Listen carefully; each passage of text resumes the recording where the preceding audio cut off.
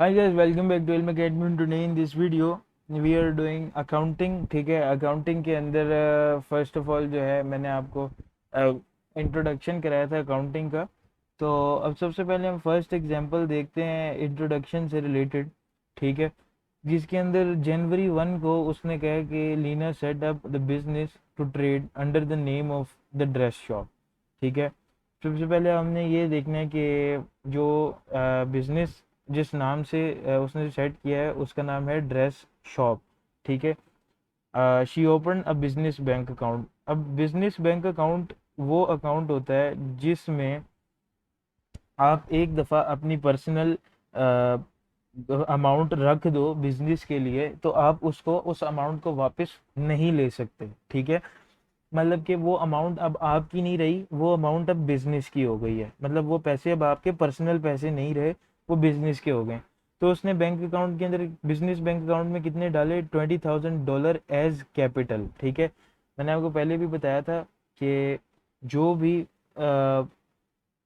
वो होता है, आप इन्वेस्टमेंट करते हैं, वो आपका कैपिटल होता है। ठीक है, बिजनेस के अंदर ये देखो, ये मैंने अलग से सेपरेटली लिखा हुआ भी है कि the assets of the business are equal to the capital of the business. जितने भी एसेट्स होते हैं वो कैपिटल के इक्वल होते हैं बिजनेस के। ठीक है, तो अब जो है सेकेंडली उसने कहा है the business purchased the premise is $15,000 and paid by cheque. ठीक है, अब बिजनेस ने एक प्रेमिसेस परचेज किए $15,000 के और पेड बाय चेक, मतलब एक एसेट खरीदा और उसको चेक के थ्रू पे कर दिया। अब एसेट भी आपका कैपिटल ही है। ठीक है, और दूसरा the business purchased goods 3,000 on credit. ठीक है, और 3,000 के उसने गुड्स खरीद लिए ऑन क्रेडिट। ठीक है, 3,000 के मतलब गुड्स खरीद लिए, और business sold goods at cost price of 1,000। ठीक है, अच्छा डेट्स डिफरेंट है। 1 जनवरी को बिजनेस सेटअप हुआ, 2 जनवरी को प्रेमिसेस खरीदा, 3 जनवरी को गुड्स परचेज किए, 4 को सेल कर दी। अब आपने इसको शो किस तरह कराना है, शो कैसे करवाना है कि देखें, 1 जनवरी सबसे पहले आपने डेट लिखनी है, फिर आपने एसेट्स में किस एसेट में आपने, बैंक भी आपका एसेट होता है, कैश भी आपका एसेट होता है। ठीक है, और जो आपके छोटी छोटी चीज़ें हैं वो भी आपकी एसेट्स होती हैं, जैसे जो बिजनेस से रिलेटेड हो, जैसे बिजनेस से रिलेटेड डिलीवरी वैन है, वो भी एसेट है। तो एसेट में सबसे पहले आपने बिजनेस बैंक अकाउंट था ना, जिसमें आपने 20,000 डलवाए थे एज अ कैपिटल, तो आपने एसेट्स के नीचे बैंक लिख के 20,000 आगे $20,000 लिख देना कैपिटल के नीचे। लाइबिलिटी अभी तक आपके ऊपर कोई भी नहीं है। ठीक है, फिर उसके बाद 2 जनवरी को आपने प्रेमिसेस जो हैं वो खरीदे। ठीक है, तो डेट के नीचे 2 जनवरी लगानी है, और फिर प्रेमिसेस लिखना है एसिड्स की जगह, क्योंकि प्रेमिसेस मैंने ऊपर भी बताया एक एसिड है।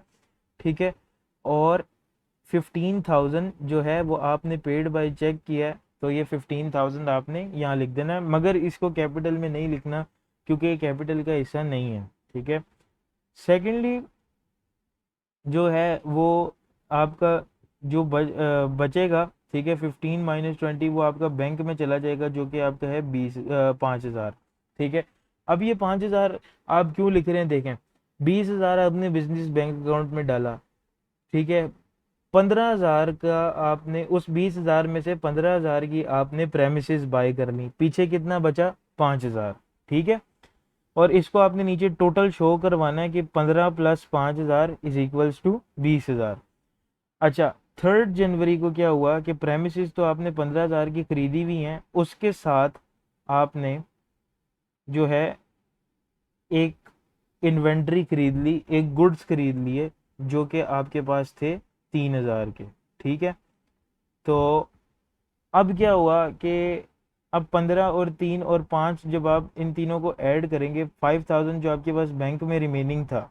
ठीक है, 15,000 की आपने प्रेमिसेस ले ली, 3,000 के आपने गुड्स खरीद लिए, 23,000 हो गया, और 20,000 आपके पास टोटल था।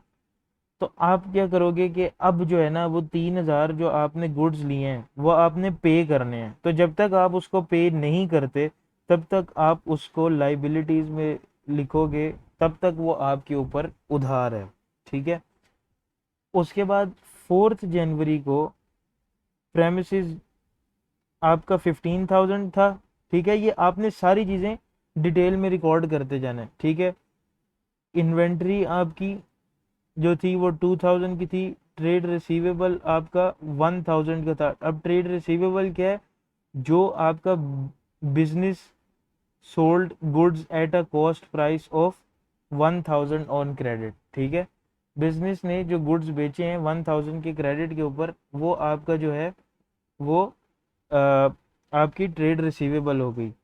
इन्वेंट्री वो जो आपने गुड्स खरीदे थे, और ट्रेड रिसीवेबल वो जो आपने गुड्स बेचे हैं, ठीक है।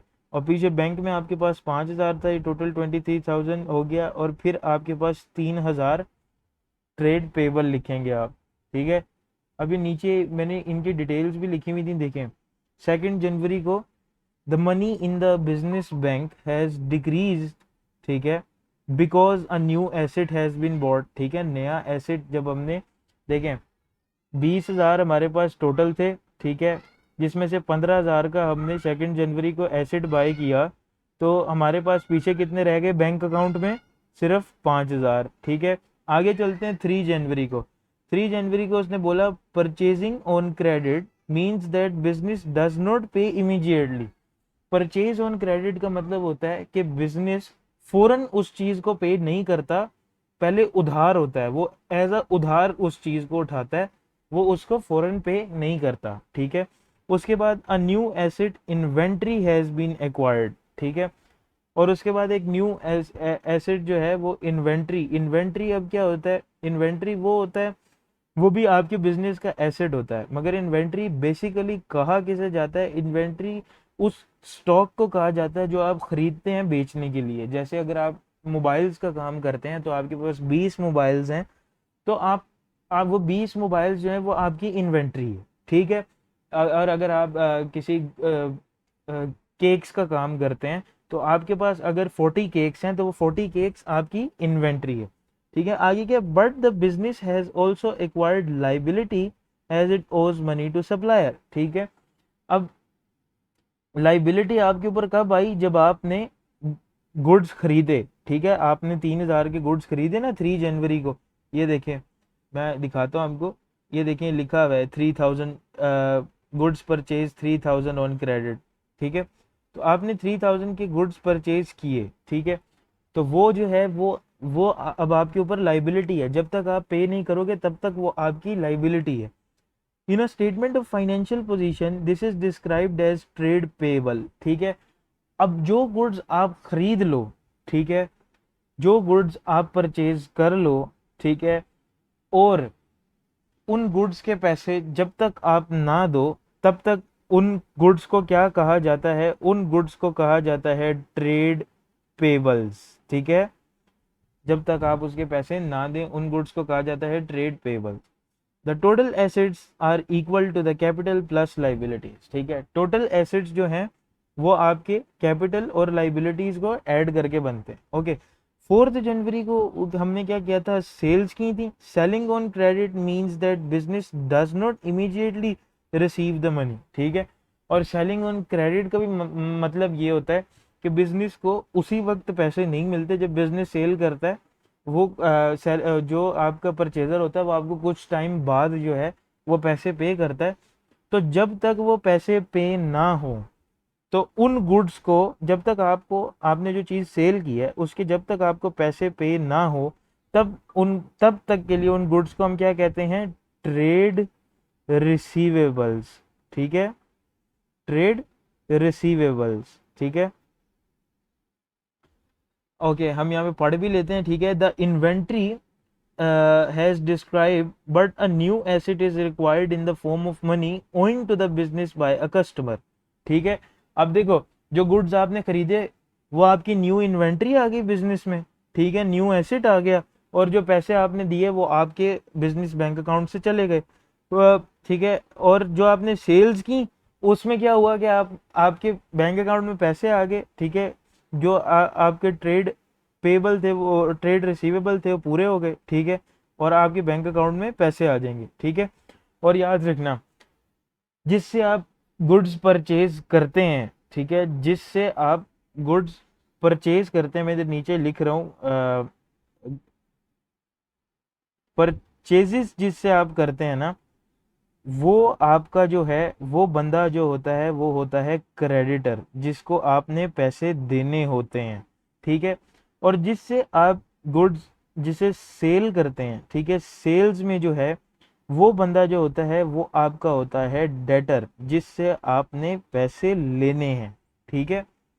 तो in the statement of financial position this is described as trade receivables, वो मैं आपको पहले ही बता चुका हूँ ट्रेड रिसीवेबल क्या होते हैं। The total assets are equal to the capital plus liabilities, फिर से वही बात है कि ठीक है। तो for the sake of simplicity the goods were sold to a customer at cost price, ठीक है। In practice they need to be sold at price above to enable the business to make profit, okay. अब अगर आप कोई भी good 20 rupees का, $20 का खरीदते हैं, ठीक है। अब आपने वो गुड परचेज किया $20 का, ठीक है, मैं इधर परचेज लिख रहा हूँ, ठीक है। परचेज थी हमारी $20 की, मगर अब आप उसके अंदर कुछ पैसे ऐड करके उसको $40 का बेचेंगे, ठीक है।